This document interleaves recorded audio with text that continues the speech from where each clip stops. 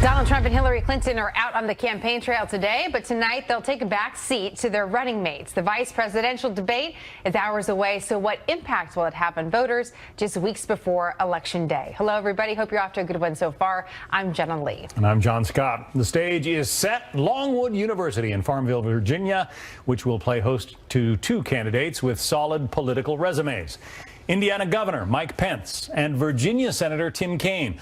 Both will reintroduce themselves to voters who might not be very familiar with either one. They'll also be ready to attack each other's running mates. Meantime, brand new polls show a shift in the race since the first debate. The latest CBS News national poll gives Hillary Clinton a 4-point lead, while Clinton also leads in a new national poll from CNN ORC, topping Trump by 5 points. Now to two critical swing states. In Florida, Clinton leads Trump by 5 points in a new Quinnipiac poll. But a bright spot for Trump is the state of Ohio, a state no Republican has won the White House without caring. He leads Clinton there by 5 points. Joining us now to discuss, Heidi Przybilla, senior political correspondent for USA Today, and Carol Lee, White House correspondent for the Wall Street Journal. When you look at the results of the last poll, Heidi, it seemed to benefit, I'm sorry, not the last polls regarding the last debate, it seemed to benefit Hillary Clinton far more than Donald Trump. Well, it does, and this is kind of the ebb and flow of this race that we've seen much like after the convention that benefited Hillary Clinton. But what stood out to me, John, in all of these polls was that for the first time, what we're starting to see is slight, but it is an erosion in Trump's base support among men and whites without college degrees. So I think that is the key demographic group that the Trump campaign has to be a little bit concerned about. And the reason why you're going to probably see Mike Pence really go on the offense tonight. That is the traditional role of the vice presidential nominee anyway, to kind of go on the attack, but especially so given what we're seeing in these demographic shifts. Carol, I want you to listen to what Eric Trump told Bill Hemmer this morning on America's Newsroom. He says Trump campaign is not worried about polls. Listen. Polls ebb and flow, and you know that. I could point to 10 polls that we're winning in, right? LA Times were 5 points ahead, and they're, quite frankly, the largest sample size of any of the polls. And Rasmussen were ahead in a lot of the polls, and UPI were ahead in a lot of the polls, and I could keep going on and on and on. You know, but the reality is these things ebb and flow, and they will all the way through Election Day. And what I can tell you is when I'm walking the streets, I see such tremendous love and enthusiasm, and I'm not seeing that on her end. Heidi, we're actually gonna, well, okay, there is Carol Lee. I was told we had a little problem with your video shot, but what do you think about that? Polls ebb and flow, they're up in some, they don't seem to be worried. Well, for someone who's saying polls ebb and flow, he's sure paying a lot of attention to different polls. He ticked off a number of them. I think that, to go to Heidi's point, it's correct that, you know, this race, we've seen a lot of ebb and flow based on what happens in various weeks. Donald Trump has had a really tough week. One of the things that I found interesting in the polls post-debate is that Hillary Clinton seems to be narrowing the enthusiasm gap. That's really important for her, that Democrats have not been nearly as energized as Republicans and Trump supporters. And so the enthusiasm gap has been an important thing that she has needed to work on, and it looks like she had some success with that in the last week and during the debate. So, Heidi, as Tim Kaine and Mike Pence take the stage tonight, one of the jobs, it seems to me, is to sort of introduce themselves to the American people, because a large percentage of the American public doesn't know either one of these candidates. Sure, about a quarter to be precise in terms of the polling that we've seen. If you put up a split screen of the two, a quarter of the U.S. population couldn't tell you who they are. So that is the kind of a challenge that they have tonight, is that they've got to introduce themselves, but they have to be most concerned about just kind of defending the people at the top of the ticket as well. Here you have two nominees who are among the most unpopular nominees in the history of presidential elections here. So they've got to, even as they're introducing themselves, really kind of go on the attack against the opposing team. And so I don't know how much time they'll really spend kind of introducing themselves versus landing those punches, and is particularly for Mike Pence, because as you know, John, one of the criticisms of Donald Trump's performance in the last debate was that he didn't take the opportunity to go in on issues where they know are the issues that are Clinton's top vulnerabilities, like the Clinton Foundation, like the invasion of Libya. And even though he was asked about it, Republicans say that Mike Pence has been really preparing for this debate, going through drills with Scott Walker and others, and that he will be prepared to kind of go in unprompted and make some of those attacks that the Republican Party thinks are essential at this point to try and at least turn some of the headline momentum back in their favor. Carol, typically a vice presidential candidate is picked in part because he or she can be an attack dog and really go after the other person. According to, the polls, those Americans who do know these two candidates, Kaine and Pence, they're pretty well liked. And it's kind of interesting that, the two major, the tops of the ticket are both not held in very high regard. You're looking right now at the favorable ratings for Kaine and Pence, 40 and 42%. Way higher than their unfavorables. That's almost exactly the opposite of what's going on with Hillary Clinton and Donald Trump. Kind of an interesting twist this year. It is, and it's also, they haven't had the kind of attention that this will be the biggest night for both of these vice presidential nominees. And, at bare minimum, they need to just convince the American public that they can do the job of president if that were to need to happen. And beyond that, then they're going to, it's going to be a night of not so much about them than it is about the top of the ticket and them defending, Hillary Clinton, Tim Kaine defending Hillary Clinton, and Mike Pence defending Donald Trump on all these different policies. And also, thing to look for is where the moderator might put out different places where they disagree with their running mate on issues like trade or abortion or various things where before they became the vice presidential nominee, they may have had a little bit of there may have been a divide between where the top of the ticket is and the vice presidential nominee is. But it's a night where they're going to introduce themselves to the country, and it's a big night for both of them, arguably the most important political night of their lives. On paper, Heidi, are they evenly matched? Does one come into this with an advantage, Kaine or Pence?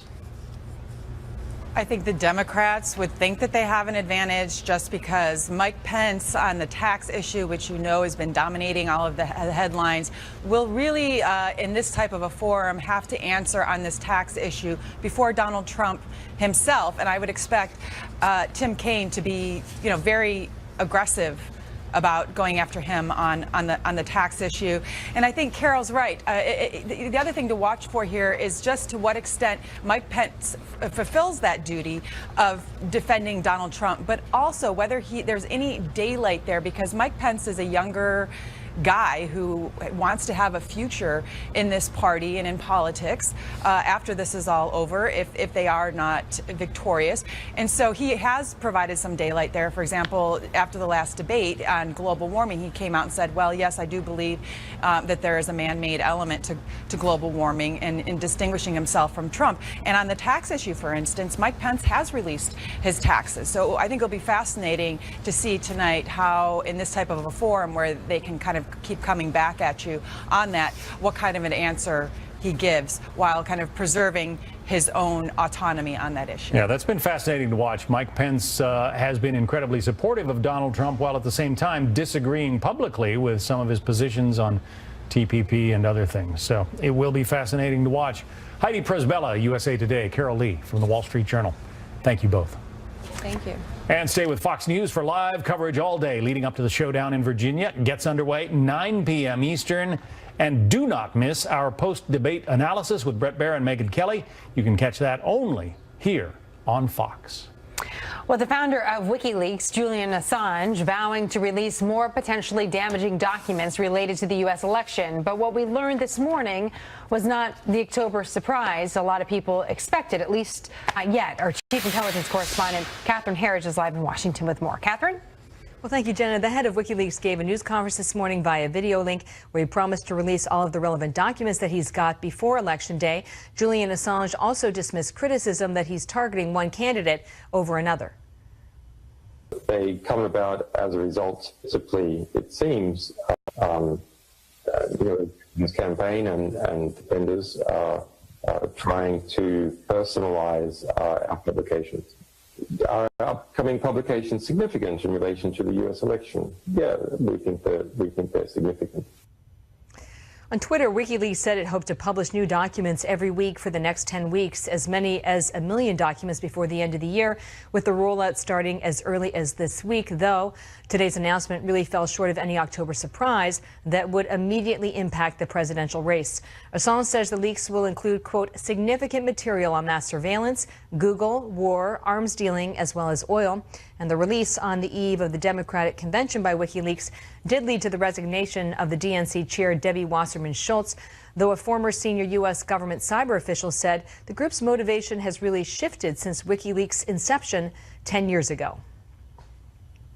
Over time, we've seen what looks to be Assange's motivations change. It seemed in the beginning he did seem to be very ideologically motivated, an idealist who wanted to expose wrongdoing in corporations and governments. But over time, it seems his motivations has shifted to be a very self-centered, parochial motivation. Cybersecurity experts have said that the recent documents that were leaked were stolen by Russian-backed cyber militias, though WikiLeaks denies being a pawn of Moscow. Jenna. Catherine, thank you very much. We'll continue to watch that. Some new reaction from the Obama administration to a story breaking yesterday on Happening Now. Secretary of State John Kerry saying the U.S. will not give up on the pursuit of peace in Syria, even though talks on renewing a ceasefire with Russia have broken off. Kerry accuses Moscow of ignoring the Syrian regime's attacks on its own people and rejecting diplomacy. Kevin Cork, live from the White House with more on that. Kevin.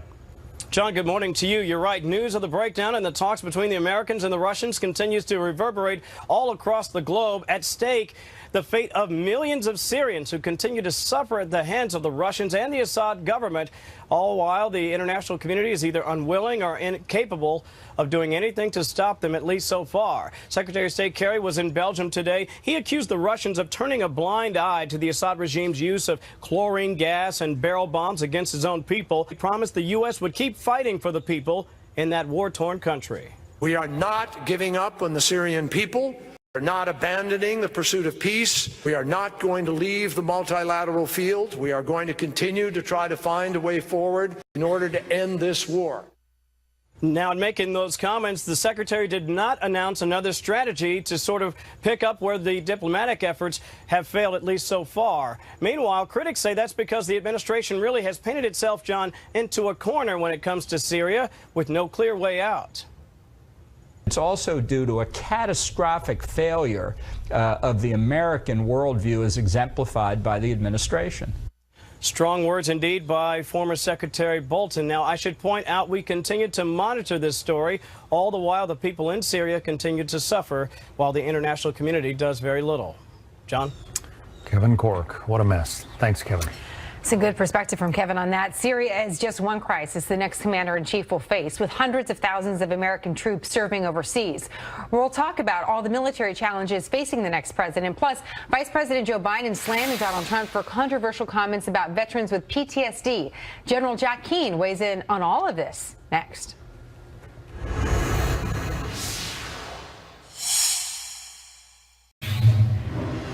Well, right now, more than 200,000 U.S. active duty troops are deployed overseas. An additional 41,000 National Guard and Army reservists are also downrange as America's role in the world takes center stage in this political season.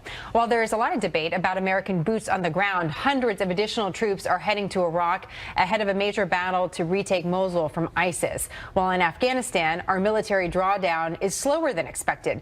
Nearly 10,000 troops remain on the ground there as the Taliban continues to control territory. So let's talk about all the military challenges ahead for the next commander-in-chief with General Jack Keane, a retired four-star general, chairman of the Institute for the Study of War, and a Fox News military analyst. Always great to have you, General Keane. Good to be here, Jenna. You say we will be facing the most significant global security challenges since the end of the World War II. Why is that? Tell us more about that. Well, for a couple of reasons. First, we've got three revisionist powers, Russia, China, and Iran, all seeking some form of regional domination. And the truth is, they're all having some success at that at the expense of the United States. Radical Islam, which we've now been dealing with for almost a generation, has morphed into a global jihad, and we have no plans nor strategy, not only the United States, nor does the international community have anything to defeat it. It is the ideological challenge of the 21st century, similar to fascism, Nazism, and communism in the previous century. And what makes these dangerous, we've faced challenges before, significant ones, but what makes these more dangerous is because we're failing so miserably at them, Jenna, and that's the awful truth of it. Our adversaries are emboldened, and they're seeking advantage over what they believe is complacent leadership in the United States and Europe. And our friends, they don't look at the United States as a reliable ally anymore. Even worse, they don't trust us. So let's look ahead then. And by looking ahead, let's just look back. And what I mean is, what have we done over the last 8 years? If we're going to take something away and learn from it, to not repeat for whoever inherits the next 4 years in the White House, what have we learned? Well, I think when you look at the Middle East and the wars that we certainly have fought there and the treasures that we've sacrificed in doing that, and I know the American people can get frustrated by it and say, well, wring our hands and say, just let them fight it out themselves. And in a sense, that has been the Obama strategy. He's tried to disengage us from the Middle East and tried to pivot to China, did a very poor job of the pivot, did a very poor job of the reset with Russia. But the Middle East has gotten considerably worse as we began to disengage from it. And the big lesson is, I'm absolutely convinced of it, looking at this very closely since World War II.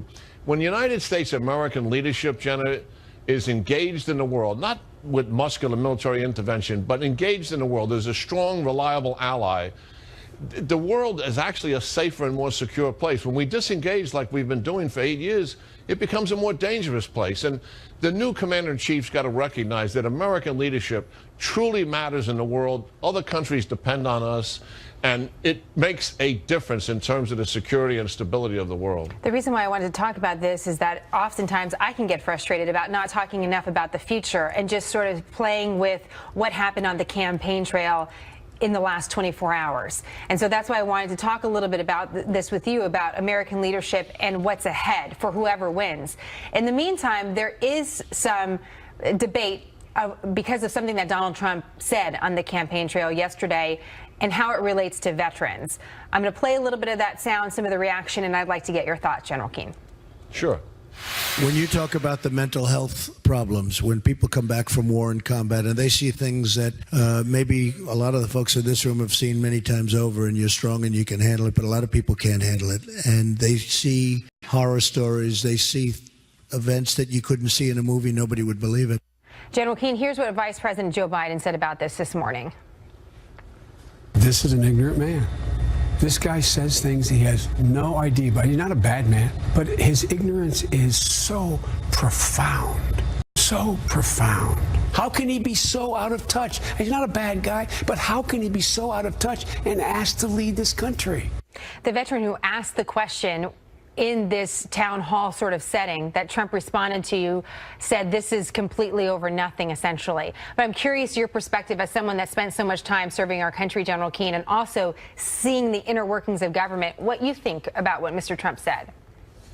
Well, first of all, I happened to catch that yesterday because, you know, it was dealing with national security, and most of the people asking questions were veterans, and some of them were actually former leaders in our military. So it was a very good session, quite frankly, and one we don't get very often in terms of the substance of the issues. You know, I think, listen, I'm not a political guy, you know that, but I think we have to be a little fair here. Mr. Trump, in my judgment, post 9/11 has spoken to veterans issue in a way that no other leader seeking national office has done. And I think veterans, therefore, have listened to him, and they have certainly been encouraged by the fact that there's somebody speaking for them. the fact that there's a sentence in the whole context of what he was trying to say in his support and sympathy for veterans that may be a little awkward and clumsy in expressing that sympathy and support, I don't think detracts from where he is and what veterans believe he's standing for in trying to support them and articulate some of the issues that mean so much to them. Well, as the wife of a veteran, I find that sometimes we like to talk about what people say about veterans a lot more than we like to talk about veterans' issues, because that can actually be harder. General Keane, it's great to have you on the program. Thank you for the look ahead. We appreciate it. Yeah, thanks, Jenna. There's a new arrest to tell you about in a suspected murder for hire that made international news. Where this man was found dead and how money could be the key to busting a killer. Our legal panel weighs in. Plus, counting down to tonight's main event, the one and only vice presidential debate this election right here on Fox News Channel, 9 p.m. Eastern. We're live at the site on how both men are preparing for this showdown. Well, I expect we're going to be talking about the visions and the choice the American people face at the top of the ticket. I kind of hope we get to talk about our records as well.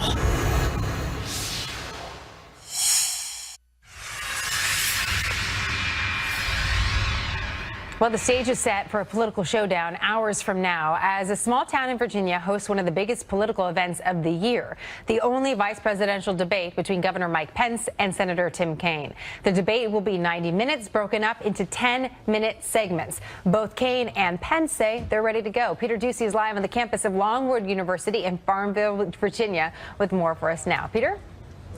And Jenna, the Clinton campaign essentially gave Mike Pence a heads up, an early heads up, about how they plan to go after him, because a few hours ago, the Clinton campaign manager, Robbie Mook, said on CBS that Kaine's going to try to get Pence to defend Donald Trump's handling of his taxes and his 3 a.m. Twitter posts about former Miss Universe Alicia Machado. Hillary Clinton's Twitter account today also posted this message, quote, Mike Pence, a divisive anti-woman, anti-LGBT, anti-worker extremist. No wonder Trump picked him, hashtag VP debate. Kaine spent the weekend poring over big binders of materials, we're told, prepared by Democratic researchers down in Raleigh. So he's coming prepared, and the Trump team says Pence is ready as well. We know that the Indiana governor and Trump running mate spent some time over the weekend doing a mock debate against Wisconsin Governor Scott Walker, who stood in for Kaine, pretended to be Kaine. The New York Times also reports that Mike Pence has been watching old video clips of Senator Kaine to try and pick up some of his tendencies, which is really something that you normally hear about an NFL quarterback doing, not a politician. This morning, Eric Trump said on Fox that his dad's VP pick is rock solid. And campaign manager Kellyanne Conway says that Pence is ready to play offense and defense. I think you'll see in Mike Pence somebody who's able to defend Donald Trump, the running mate, but at the same time take the case right to Hillary Clinton. So things kick off at 9 o'clock tonight, and Tim Kaine is going to get the first question of a 9-topic show.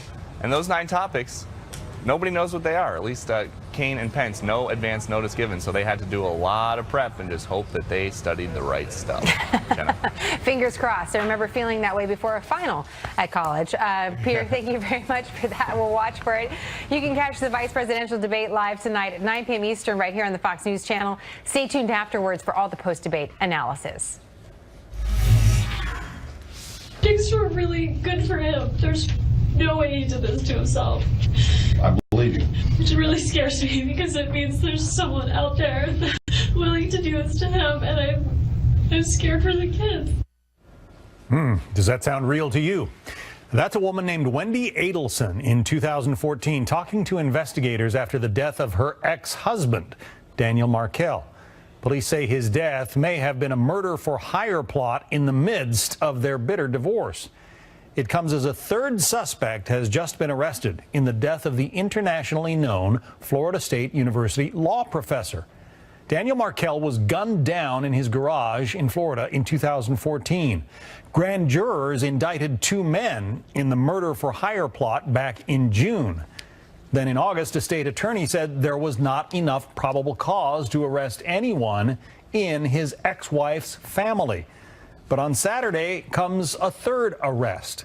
The latest suspect has ties to Markell's ex-wife, her brother, and the alleged shooters. Joining us for more is the author of a new book just out today. It's called The Candidate. Lise Wheel, Fox News legal analyst, familiar face here on Fox. Also with us, Eric Guster, a criminal defense attorney. Wow, this one reads like a movie plot. It does. When this man was killed, I mean, everybody wondered who could hate an internationally known legal professor so much that they would shoot him to death. Right. And it was a real mystery for a long time. But then they started uncovering some videotape. They saw a Toyota Prius. Hitmen always rent Toyota Priuses. It's a familiar vehicle. They saw a Toyota Prius Right. following him home from the gym, and they started to put the pieces together. That's right. And you know, these murder for hire cases have all of these elements because it's usually about, it happens around divorces. I had a murder for hire case where the guy said, I have a 5'2" problem. And that was a woman named Carla, and that was in a divorce. So that is what they do. They get into a divorce situation, and they, instead of divorcing, they hire somebody, and there usually are these kind of layers. They'll find somebody within the family to go then and hire somebody else. The third person that they just arrested was the girlfriend of the brother of the victim's ex-wife. So you got to take a couple of layers here. But that's right. They have the videotape. Then they have the money that's been deposited. So they're following the videotape, money that's been deposited, and then they finally now made this third suspect in this third arrest. And our viewers should know you made something of a subspecialty of murder for hire cases when you were a prosecutor. That was my specialty as a prosecutor. All right, Eric, there is her picture up there on the screen, Catherine Magbanua. She is Magbanua. She is the one who has just been arrested. This is about as weird as it gets because she was living with one of the two men who was arrested as, you know, one of the alleged hitmen. She is the mother of his two children, apparently, but she has some kind of a romantic relationship with the brother of the grieving widow. And his dental practice, which is apparently quite a flourishing dental practice in South Florida, has been cutting her checks for something like $400 a month for the last several years, even though she doesn't work there. This is all kind of interesting. What does the defense lawyer do with all that? What a tangled web we weave. Yeah. When we have these types of cases, it's all about the money. Because when I saw this case, when I realized that this man was murdered, I knew something was awry. It wasn't a robbery. It had to be a hit. And you just have to follow the money.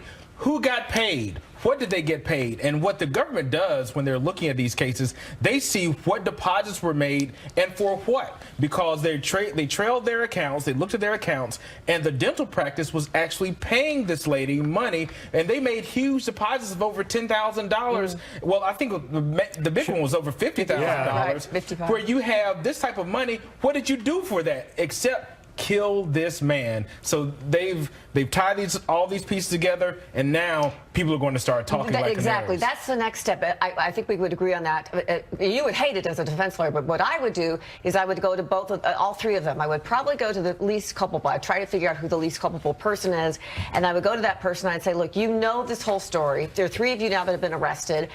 Tell me what you know, and I'm giving you now to tell me.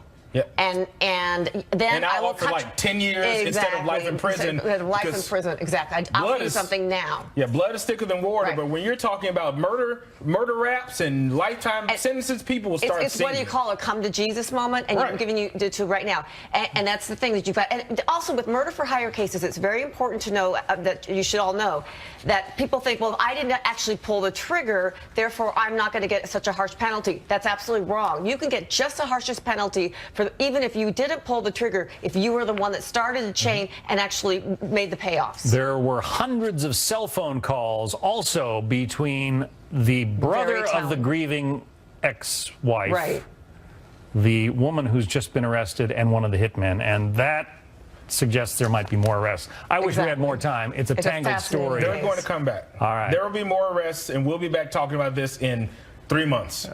We'll hold you to that. Eric Guster, Lise Wheel, author of the new book. Check it out. Thank you, Jenna. Well, John, a warning for Southern California as experts raise the alarm about a possible earthquake there. Why scientists say there's a bigger risk for a large quake there right now. Also, Pope Francis visits the site of a catastrophic earthquake in Italy to pray with the families of victims and comfort people who lost everything. Well, right now, a warning for Southern California about the increased risk of a major earthquake. Experts say a series of small quakes along the San Andreas Fault could lead to a bigger one, and people in the area should revisit their emergency plans. This, of course, is the area of concern, as you're seeing on your screen, and it's no stranger to disaster. In 1994, the North Ridge earthquake killed 57 people, injured thousands more, causing billions of dollars in property damage. Most recently, along the San Andreas Fault system, the same one we're talking about, was that earthquake in South Napa. And that happened in 2014, was a magnitude of 6.0, certainly caused a lot of damage as well. Joining us, Richard Allen, the director of Seismological Lab at UC Berkeley. Richard, it's great to have you back on the program. Great to be with you. You know, it's interesting to look at earthquake forecasting as we're watching a major storm on the east coast of the United States. We're all familiar with weather forecasting somewhat. Is forecasting an earthquake similar? It's very similar in the sense that we sort of know that on any given day there's a chance of an earthquake and we can associate a probability with that. But then when we have a swarm like this, it increases the likelihood. It's the same thing as when there's a hurricane out in the ocean and we're trying to predict and estimate the likelihood that it will hit a particular coastal city. Same idea, we're trying to look into the future and come up with a likelihood. So tell us a little bit about the swarm that happened about 7 days ago. What about that swarm was notable? So this was a small swarm, well, I say small, a few hundred earthquakes. The largest earthquake was only about a magnitude 4.3, but it was down in the Salton Sea, very close to the southern end of the San Andreas Fault. And when we see events like this, it makes seismologists get a little concerned because it's a lot of activity close to a big fault, and we know that that increases the likelihood of a bigger earthquake on the big fault. And so that's what gets us all a little alarmed. So walk us through these numbers. The likelihood of an earthquake on any given day is what? So on a given day or within a 7-day period, this advisory was for 7 days. So in a 7-day period, the likelihood of a big earthquake on the southern San Andreas is about 1 in 6,000. And so this forecast suggested a heightened alert about that, a heightened probability. What was that?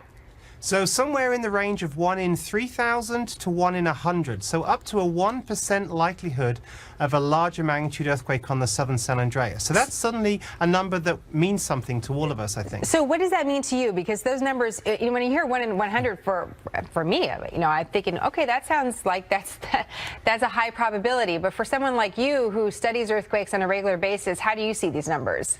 Well, this is a big increase. I can tell you it makes the hair stick up on the back of my neck, and I start to think about what might actually happen if that big earthquake occurs today or in the course of this 1 week period. So the 1 week period actually ends today. We've had this warning for the last 7 days, and so far, Richard, no earthquake. Does that mean we're in the clear? Well, of course, we're never in the clear, unfortunately. The earthquake can happen at any time on any day, but it does mean that we're sort of in the end of this sort of heightened period of concern. The likelihood of that big event happening actually decays over a period of days, and so the advisory for a 7-day window, which is now over. But so that means we're past this little hump.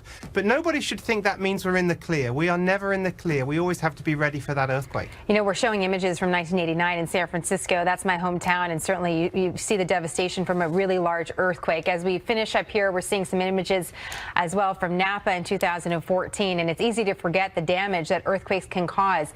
I just wanted to ask you, Richard, before we let you go, one of the things I've seen written in a few different articles on this topic is that we're due, meaning that the San Andreas Fault is ready for another major event. Why is that? Yeah, there's no question the San Andreas is ready for another big earthquake. The last major damaging earthquake in Southern California was in 1857. We think that the recurrence interval is much shorter than the time that's passed since then.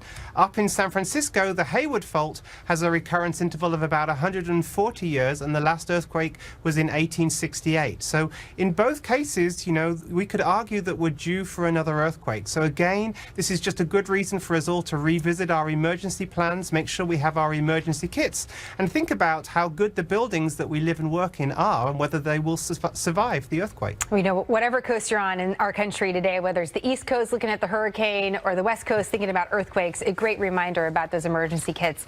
Richard, it's always a pleasure to have you on the program. Thank you so much. Great. Thanks for being with you. A Fox News alert, the governor of Florida declaring a state of emergency as Hurricane Matthew's path shifts. Right now, that storm is heading towards eastern Cuba after making landfall this morning over Haiti as a Category 4 monster, winds of 145 miles an hour.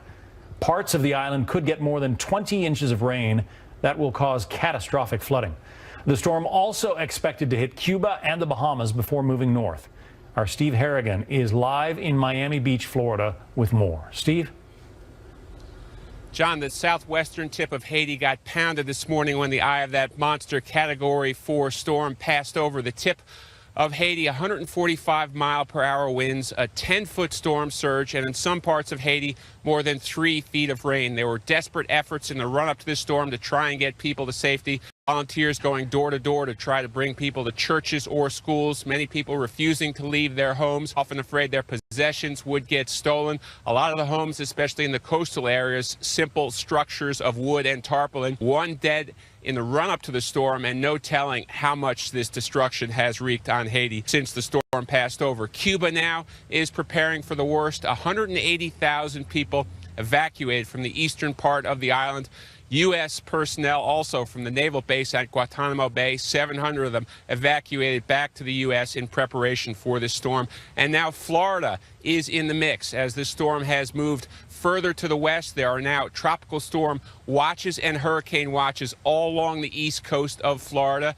Governor Rick Scott has declared a state of emergency throughout the entire state. He said you have to be prepared for the worst for a potential direct hit in Florida. He said the state of emergency will allow him to prepare for possible evacuations and activation of the National Guard. John, back to you. That's a big storm and a scary one. Steve Harrigan.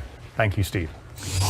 And now this Fox News alert. We're monitoring 3 Clinton events right now. The former Secretary of State is set to make a campaign stop in the important battleground state of Pennsylvania with her daughter Chelsea. She's also going to be joined by actress Elizabeth Banks.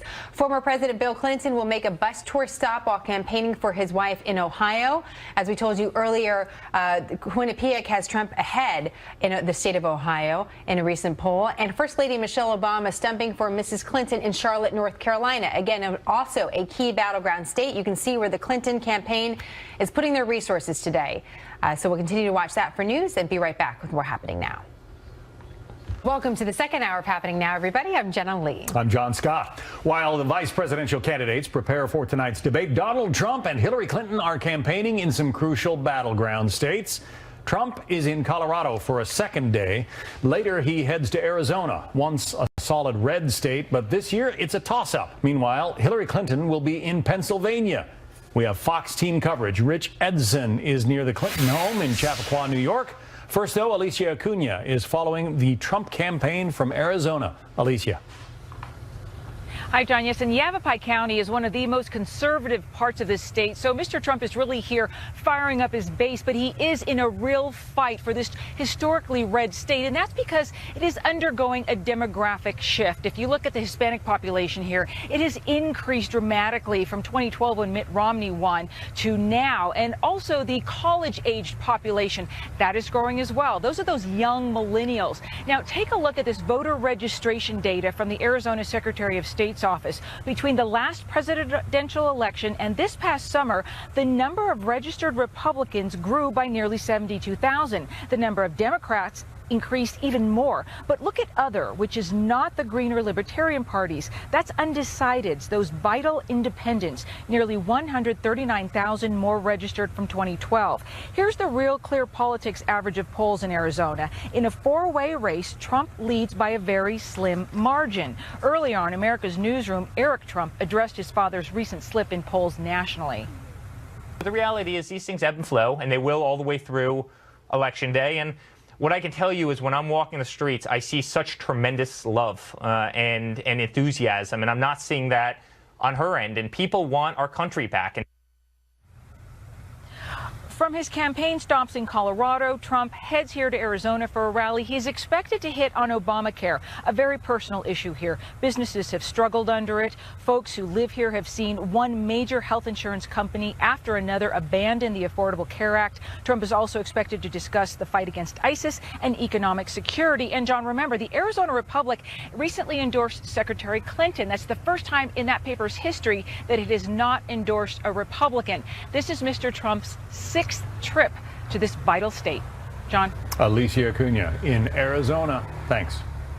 Well, turning now to the Democrats and some heavy hitters going to bat for Hillary Clinton today in the battleground states. Bill Clinton being one of them, campaigning for his wife in Ohio, while their daughter Chelsea joins her mom and actress Elizabeth Banks in eastern Pennsylvania. Michelle Obama, in the meantime, is campaigning today in North Carolina, and Senator Bernie Sanders is in Minnesota. Senator Elizabeth Warren is in Las Vegas. There's your map for you. This is a look at Hillary Clinton's event in Haverford, Pennsylvania. That's where Chelsea and actress Elizabeth Banks are.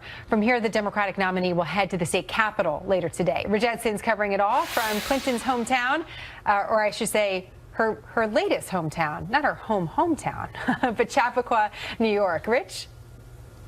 Yeah, she has a house here, Jenna, so she does live here, spends most of her time here, but now today she is out campaigning in Pennsylvania, and she's hitting on economic issues. Yesterday, she focused on what she called corporate bad actors. Today, she's talking about paid family and sick leave, and she's also talking about early childhood education. Then she turned her focus to Donald Trump and gender issues. My opponent has just taken this concern to a new level of difficulty and meanness. And, you know, it's shocking when women are called names.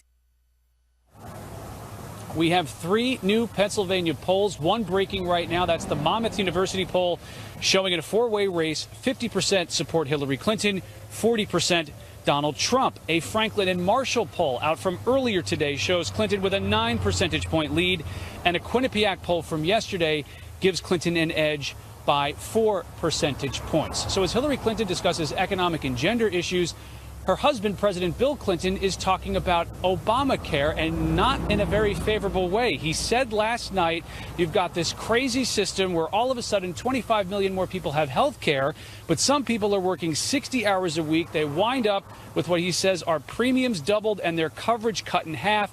He calls it the craziest thing in the world, saying in Michigan, where he was, it just doesn't work here. The Clinton campaign has just responded to President Clinton's comments and says that everyone understands that Obamacare needs to be fixed, and Hillary Clinton is the one to fix it. Jenna, back to you. Rich, thank you. Joining us now with more on tonight's debate, Jerry Seib, Washington bureau chief for the Wall Street Journal. So Tim Kaine, Mike Pence will be on the stage. What are you going to be watching for, Jerry? Well, you know, look, these two guys are quite different from the people at the top of the ticket. Less controversial, more low-key, more well-liked, I think, as a general proposition. And so I think what you have to look for. Sorry? Jovial, even. Jovial, genial. Exactly. But I think low-key is probably the word to keep in, the term to keep in mind.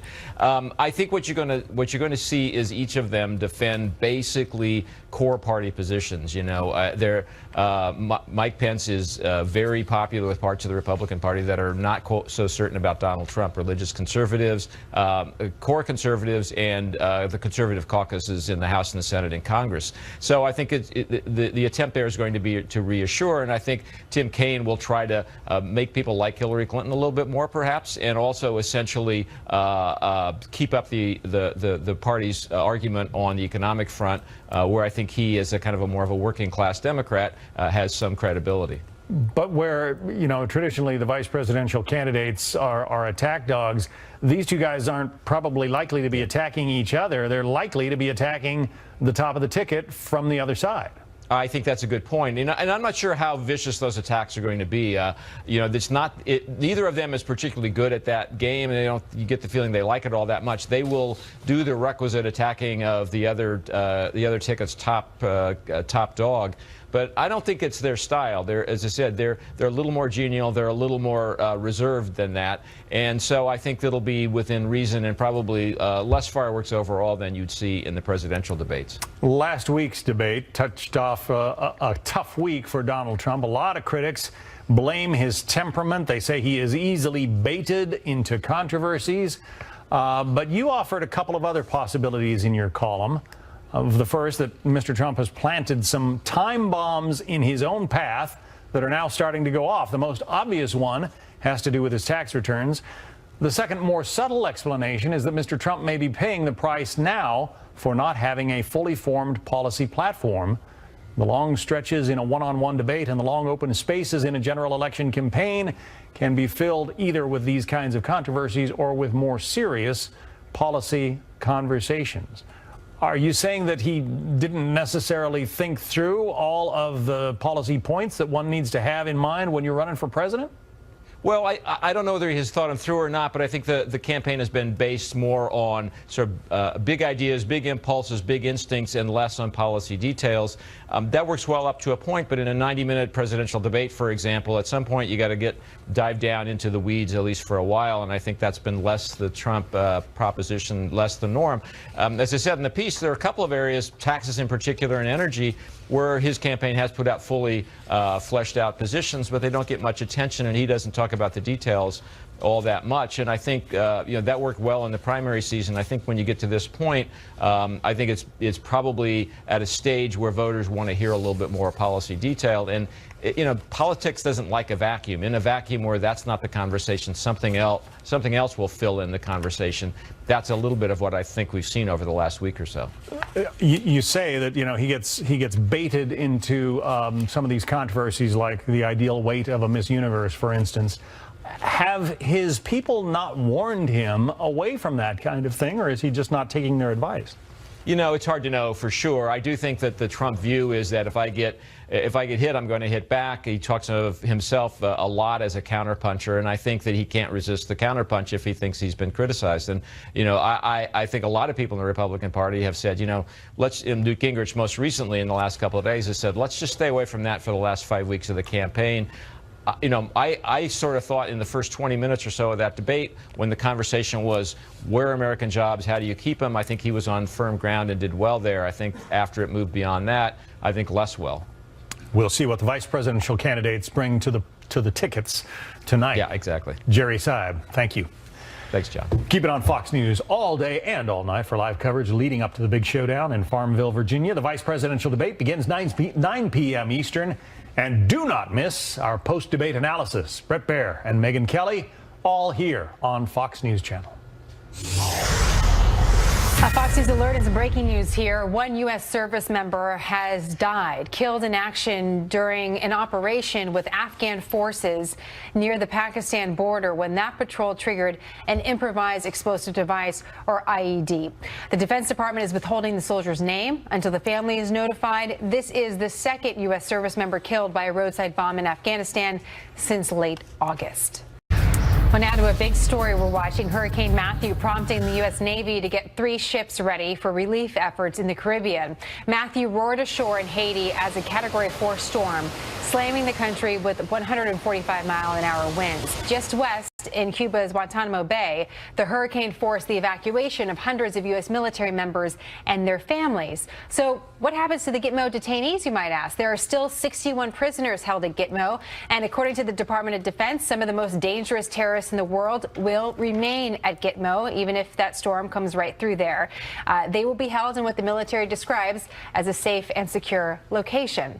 Now for where the hurricane is headed next, our chief meteorologist Rick Reichmuth is live in the Fox Extreme Weather Center. Where is it going, Rick? Well, it's going to be coming very close to the U.S. over the next week. We have a lot of time to watch this. It's a slow mover, which is really bad news in Haiti, moving on shore here across this western tip of the peninsula. There's Port-au-Prince, most populated area, but we're going to be talking about some spots.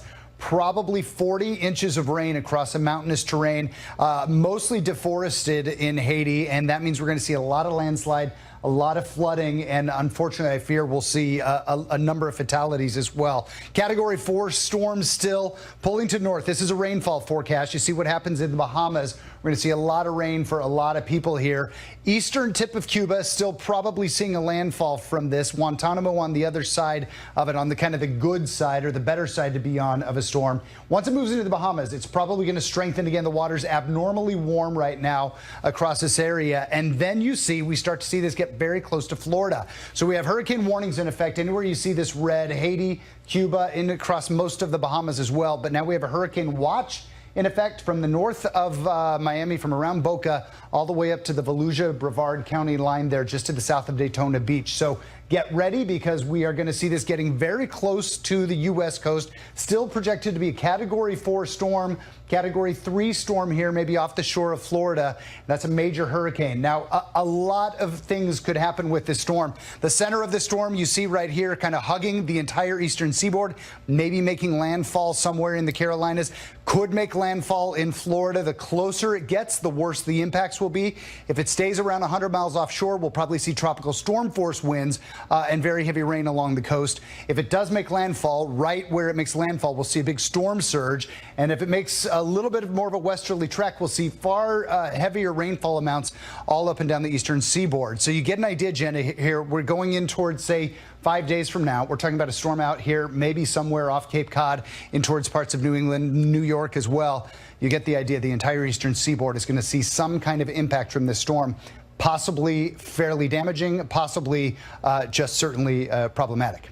Absolutely. You see it hitting, as you mentioned, all those states, Rick. So yeah, we'll be watching it. Thank you. You bet. All right, now Hillary Clinton is hitting the campaign trail in the battleground state of Pennsylvania, as a new poll shows her with a 10-point lead over Donald Trump there. According to Monmouth University, Clinton is now at 50% support. Trump gets 40%. Meantime, Clinton's camp hopes new revelations about Trump's taxes will help them make gains in neighboring Ohio, where the latest battleground state poll by Quinnipiac University shows Trump in the lead, 47 to 42%. Jessica Tarlov is a Democratic pollster and senior political strategist for Schoen Consulting. Chris Wilson was a Cruz campaign pollster and partner at WPA Opinion Research, one of the largest Republican polling firms. So, Chris, let's start with you. Donald Trump down in Pennsylvania, but up in Ohio. A 10-point gap in Pennsylvania. Is that something he can close between now and Election Day? Well, not if he continues the sort of meltdown we've seen over the last week. And to be honest, at this point, it may be less of a meltdown and more of a detonation. I think Ohio reflects some of the changes that we've seen in the ongoing in the electorate. What Trump has done, you give him credit for, is he's really taken white working class voters and moved them out of the Democratic column and into the Republican column. That helps in Ohio, it helps in Iowa, it helps in Nevada and several other states. But what we see in a state like Pennsylvania, where it was a dead heat just a month ago, is he's gone from being even with white working class women or white women overall to being down by 20 points. And that is, he's just getting killed in the suburbs there. And so it goes from a state that was a dead heat again to one where he's down 10 points, and that makes it he cannot win the election without winning the state of Pennsylvania, without really changing the whole face of the overall electorate, which I don't see that happening from an electoral college standpoint. But it's also said that no Republican can win the presidency without winning Ohio, and he's up, Jessica, by 5 points there. He is there. I mean, he's certainly in the lead in Ohio. No one's going to dispute that, but she's within striking distance. I agree with everything that Chris just said, which rarely happens for me, so this is exciting. And I think that the revelations about Donald Trump's taxes, coupled with the Newsweek story about how he bought Chinese steel instead of U.S. steel, is going to matter a lot. Now, I'm not sure if she ends up winning Ohio or not in the end here, but I think that if she can effectively make the case that Donald Trump is not for the working man, that all he wants to do is protect himself and people of his class, his ilk, that she can make significant gains. And I think Chris is completely on point that the real story here is how much of a gain she's making with white voters. Now, even in Pennsylvania, and as he said, she's up 30 with white college-educated women now, a group Romney won by 6, 2012. And there are people who are saying that if she continues at that pace, that she'll be able to offset an outsized turnout of white non-college educated voters. Chris, she is not a billionaire, but she's well on her way at $250,000 a speech. I mean, it's good money. She's not giving those speeches anymore. Well, that is true. She's giving them for free on the campaign trail, but this isn't necessarily a person that Joe Steelworker in Ohio is going to be identifying with. Well, it's not, and that's why you've seen Trump make those changes. But, I mean, moving in further and looking at the rest of the electoral map, and let's say if Trump wins Ohio but loses Pennsylvania, where can he pick up and make up that difference? And you've got to look at states like North Carolina and states like Florida. And frankly, Florida is another state, when you look at the changes taking place in the electorate, the white working class voter that's moved from being a Democrat to a Republican under Donald Trump. Florida is a state where Trump should be doing well, but he's not. He's still down there, and the reason for that speaks to, again, his challenges with females and his challenges with Hispanics. So he's really got to start to make inroads and rebuild that support he had just a few weeks ago with females to be able to be competitive and win a state like Florida, which is really, again, a must-win for him if he loses Pennsylvania. To your point, he's got Ohio, but he's got other states now that he's created issues with that are making this electoral college math more of a challenge for him. What about the enthusiasm gap, Jessica? I mean, you're a pollster. You study this. The Trump voter is very enthusiastic. But now the Clinton voter is too. Getting there. No. Well, the latest CNN poll actually showed that it's near even in the enthusiasm gap now, and he was up, I believe, 20 just 2 or 3 weeks ago. And I think that's really what Hillary Clinton's been doing by being steady and temperamentally fit for the office. She's shown herself to be a more reliable choice, and that's what we saw in the debate. I think I didn't think that Trump bombed as badly as a lot of people said that he did. I thought he won the first 20 minutes, quite frankly, and especially, prosecuting that case on trade, which should help him in Ohio and maybe Michigan, which now it looks like is going to go for Hillary Clinton in the end. So Clinton's supporters, as they see her as the more reliable, steady choice who can actually do the job, are getting more excited about her, and there are more questions raised about Donald Trump. Obviously fascinating race. Going to be a big night tonight with the vice presidential debate. Jessica Tarlov, Chris Wilson, thank you both. Thank you. Thank you. A little more politics here. Trump's team is still playing a little bit of defense after a report exposed a portion of his tax returns. Clinton says it shows Trump may not have paid his fair share. Trump says it makes him the best person to fix a broken tax system. But what do their tax proposals really say? We're going to take a closer look. Plus, this little boy died after being left strapped inside an SUV on a brutally hot summer day. It made national headlines as his father is on trial for his murder. The shocking new details from inside the courtroom next.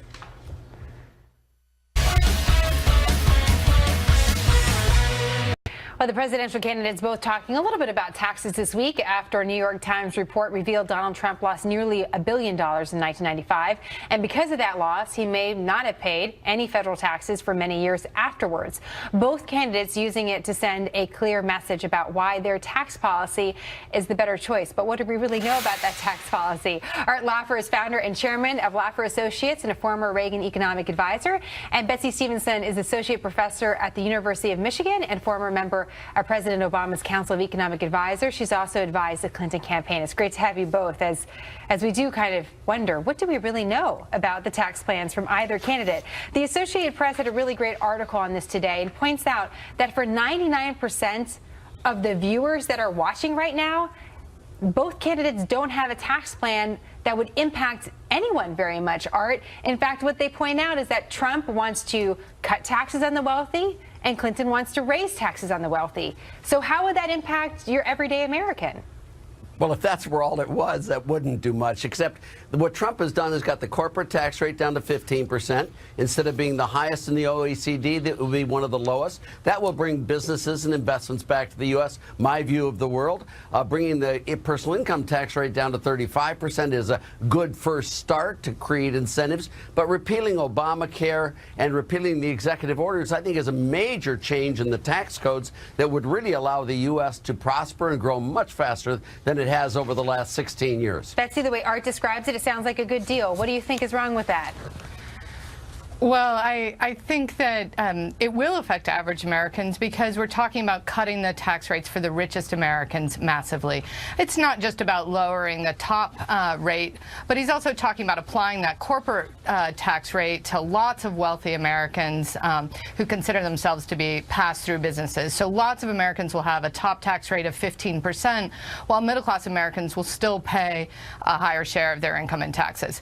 Trump clearly knows how, at least to hire the right people, to use the loopholes to benefit himself. But he has no plan to close those loopholes and ensure that we're able to raise the revenue we need fairly in order to have an economy that supports all Americans, and when we have economic growth, that economic growth can be shared widely. You know, that's an interesting point that Betsy brings up. Art, what about those loopholes? And what the New York Times story is really bringing up is whether or not the wealthy have some of these loopholes to where they're not contributing to the greater good. Well, Donald Trump clearly does know what the loopholes are and how to use them very well, and that's really a prima facie reason for him being able to close those loopholes. I think what you need is what Jerry Brown did in 1992, a low-rate, broad-based flat tax with no exemptions, deductions, or exclusions, and let everyone pay the same rate. But if I can, one point I think is important. You change tax rates not to help the rich or hurt the rich. You change those highest tax rates to create more jobs, more output, more employment. And I've got to tell you, Jenna, I have never heard of an economy being taxed into prosperity. It just doesn't make sense. Let me ask Betsy about that, because that's something else that Clinton looks like she's attempting to do, Betsy, which would create an even higher top tier. The wealthy, wealthy, wealthy, and they'd be taxed more. Why would that be helpful for the economy overall? What's the argument for that? Well, if Art really believes in a tax system where we broaden the base and we close the loopholes, then it sounds like he wants Hillary Clinton's tax plan, because that's what she's going to do, is broaden the base and close the loopholes so people are paying their fair share. We do have things we need to provide. We need to provide national defense. We have things that the public wants, and we need people to be paying their fair share. And right now, the wealthiest Americans are not paying their fair share. They're earning more, and the economy is growing for them, but they are not paying their fair share in taxes. So what about and that's a system we have to rectify. All right, I just want to give you an opportunity to respond whether or not you truly are a Hillary Clinton tax proposal proponent, which would be breaking news if that's the case. But what do you think about the top tier getting higher taxes, and Betsy's explanation as to why that would be helpful for some other Americans? Let me just say, I was a supporter of Bill Clinton's very much, and I am supporter of a lower tax rate, broader base. I really am. I don't think Hillary Clinton will deliver any of that. By raising the highest tax rates, we know that every single time the highest tax rates raised, you collect less revenues from the rich because they find shelters, avoidance, underground economy, all sorts of loopholes to get around. They can buy the Treasury, they can buy the Goldman Sachs can. What you need is a low-rate, broad-based flat tax, just the way Jerry Brown proposed it, and that's the way to go. And I think Donald Trump is moving us very much in that direction. And given time, I think he'd actually do it. Interesting. I'll give you both. I would love if that were true. Go ahead, Betsy, quickly. I just, you know, think about when America's growth rates were highest. That's when actually we had more progressivity in our tax rates, and we had higher marginal tax rates. So we've had 30 years to test out this philosophy of cutting taxes for the top and getting great growth for it, and I don't think the middle class has seen any of the returns to that over the last 30 years. That really sets us up. I want to use that soundbite. That would set us up for a great next debate. So I hope you both come back, because in between all the really intelligent things you both are saying, I believe there might be some common ground, and I'm going to find it one day. Betsy, Art, great to have you both. Thank you so very much, Jenna. Well, the U.S. is suspending talks with Russia over a new ceasefire in Syria, a development that is also interesting because of the timing. Nearly a year ago to the day, Russia began its bombing campaign in Syria to bolster the Assad regime. Days after that campaign started, President Obama famously said this. An attempt by Russia and Iran to prop up Assad and try to pacify the population is just going to get them stuck in a quagmire, and it won't work. Well, now negotiations to restart a ceasefire, as well as any coordination with Russia and Syria, has come to a complete and total halt. The State Department says this. It is a grim anniversary since 1 year since they began supporting the Assad regime in earnest with airstrikes. It is hard not to assess that they have succeeded in bolstering the regime. All this comes as Russia is moving more weapons into Syria. Let's talk about it all with Peter Doran, Vice President of Research at the Center for European Policy Analysis. He's an expert on Russia and Ukraine. I want to focus, Peter, on some of the breaking news about what Russia is doing as far as moving weapons into Syria. Plainly speaking, they're moving an anti-missile system into Syria for the very first time. It's the first time they've deployed this anti-missile system outside their own border. Why are they doing that? Well, this clearly represents a significant escalation of the fighting in Syria. By deploying this particular system to Syria, Russia is attempting to establish a military bubble in Syria, a bubble that will make it very difficult for the United States to project air power into the region. It shows that Russia is anticipating the next step in a possible U.S. military response after the breakdown in negotiations. So Russia is raising the stakes and making the very dangerous situation in Syria all the more so. And just to point out to our viewers, the only powers that have air power inside Syria is the Assad regime and Russia, not who they're fighting on the ground. The only other air power in the region is really us that could be flying into Syria. So is that who the anti-missile defense system is really there to deter? It's very likely. ISIS does not have an air force, and when negotiations over peace break down, the Russians have clearly calculated that a military option by the United States could be in the cards, and so they've deployed this very sophisticated, cutting-edge air defense system in order to simply demonstrate that if the United States tries to use its air power, there could be significant costs. This is an attempt to run off a potential military intervention with air power by the United States. Have we lost all leverage in Syria? Well, we're running out of options. This is the tail end of an 8-year strategy on the part of the White House to negotiate with Russia, to offer Vladimir Putin a lot of options in the hopes that Russia would then return the favor. That strategy, as we're seeing in Syria, is breaking down. With the breakdown of the negotiations, the White House has lost a very big gamble. That gamble was that Russia would do its part to help ease the humanitarian suffering in Syria, and that has simply not happened. So with the end of these bilateral talks to create a ceasefire, essentially what the White House is saying is mission not accomplished in protecting civilians in Syria. So what's next, Peter? Well, we're going to have an option for the White House and certainly for the next president.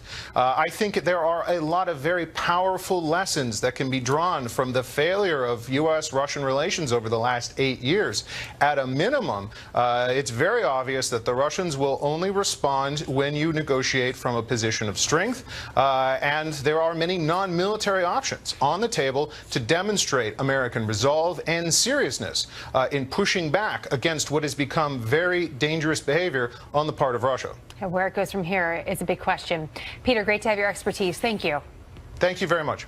Well, the dog days are over for one man in Australia who's now reunited with his lost pooch after a close call with a look-alike pug. Take a look. His dog is on the left, Bella, the pug, her owner, Luke, on the far right with his brother. When Bella went missing, they posted her picture online asking for help. One of their friends got in touch with someone who said he found a pug. He picked up the dog and brought it over to their place. Thing is, that pug was not beautiful Bella. Luke took